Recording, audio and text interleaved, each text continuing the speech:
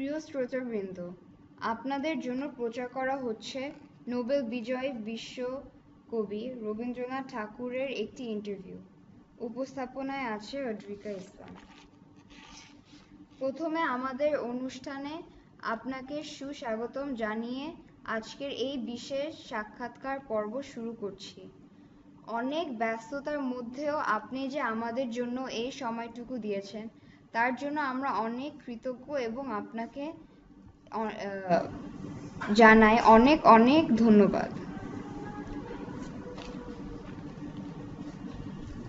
আমি এই অনুষ্ঠানে আসতে পেরে খুবই খুশি হয়েছি।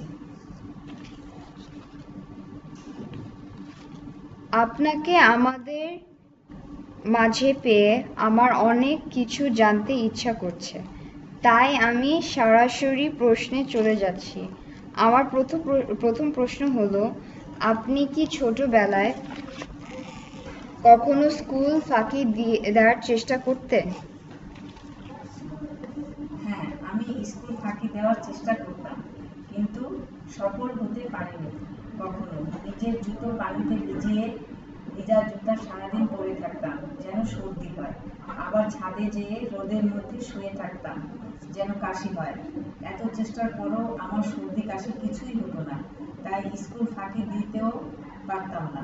ছোটবেলায় আমার রোগ শোক খুব কম হতো। সত্যি, ছোটবেলার এত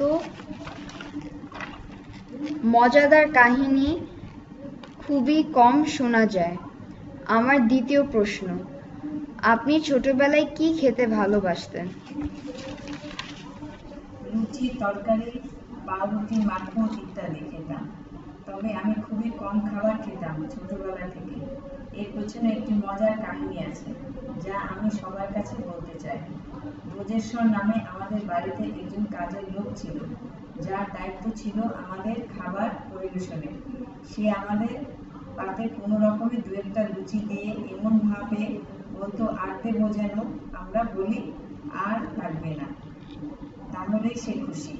আমিও তাই বলতাম, চাই নেই।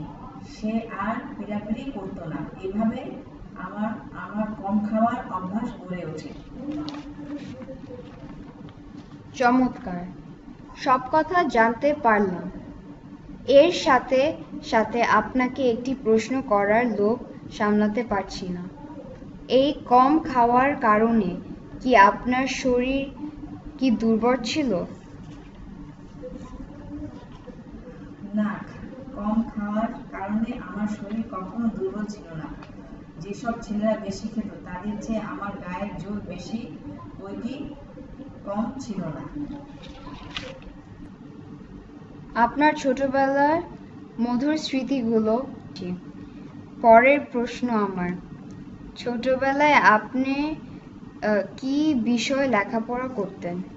যদিও আমার সব বয়সী ছেলেরা ইংরেজি ভাষা শেখার বেশি চেষ্টা করত, কিন্তু আমি বাংলা নিয়ে চর্চা বেশি করতাম।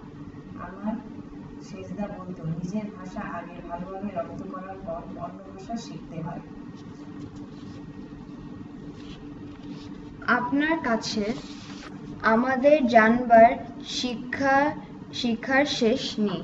আপনার ছোটবেলার কথা শোনার পর আমার খুবই জানতে ইচ্ছা করছে বর্তমান প্রজন্মের ছেলে মেয়েদের জীবনযাত্রা এবং আপনাদের ছোটবেলার জীবনযাত্রার মধ্যে কোনটি আপনার কাছে আকর্ষণীয়?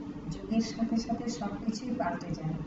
আমাদের ছোটবেলার সাথে বর্তমান প্রজন্মের ছোটবেলার কোনো পার্থক্য থাকবে, সেটাই স্বাভাবিক। এখন তথ্য প্রযুক্তির যুগ, ছেলেমেয়েরা এখন যন্ত্রের মাধ্যমে পড়াশোনা করে। আমাদের সময় যা আমরা কল্পনাও করতাম না। আমরা নিজের ভাষাকে বেশি প্রাধান্য দিয়েছি, বর্তমানে ইংরেজি ভাষা বেশি প্রাধান্য দেওয়া হয়। তাছাড়া আমাদের সময়ে আমরা আমাদের চাকরদেরও যেভাবে মেনে চলতাম, বর্তমান ছেলেমেয়েরা কখনোই তাদের বশ্যতা স্বীকার করবে না। তাই বর্তমান জীবনযাত্রাকে আমরা কৃত্রিম বলে মনে হয়, সেখানে আন্তরিকতার ছোঁয়া কম। এই জন্য আমাদের ছোটবেলার জীবনকে আমরা আকর্ষণীয় বলে মনে করি।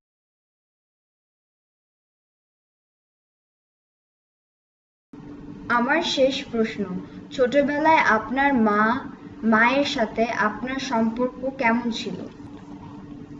মা আমাকে খুবই আদর করতেন। অনেক সময় বদহজমের ভান করে মাকে বলতাম যেন মাস্টারমশাইয়ের কাছে পড়তে না হয়। মা একটু চিন্তা না করে মনে মনে হাসতেন আর চাকরকে বলতেন, মাস্টারমশাইকে বলে দাও আজকে আর পড়াতে হবে না। এত ব্যস্ততার মধ্যেও আমাদেরকে সময় দেবার জন্য আপনারও ধন্যবাদ জানাচ্ছি এবং আপনার সুস্থতা ও দীর্ঘায়ু কামনা করছি। এই অনুষ্ঠানের মাধ্যমে সকলকে শুধু দর্শকবৃন্দ, এই অল্প সময় বিশ্বকবি রবীন্দ্রনাথের সম্পর্কে তেমন কিছুই জানা যায় না, তবুও যতটুকু পারলাম তাই আপনাদের সামনে তুলে ধরলাম। ভবিষ্যতে বিশ্বকবি যদি আমাদের সময় দিতে পারেন, তবে আমরা আবার তাকে নিয়ে ফিরে আসব এই আশায় রেখে আজকের মতো অনুষ্ঠান শেষ করছি। আপনারা সবাই ভালো থাকবেন।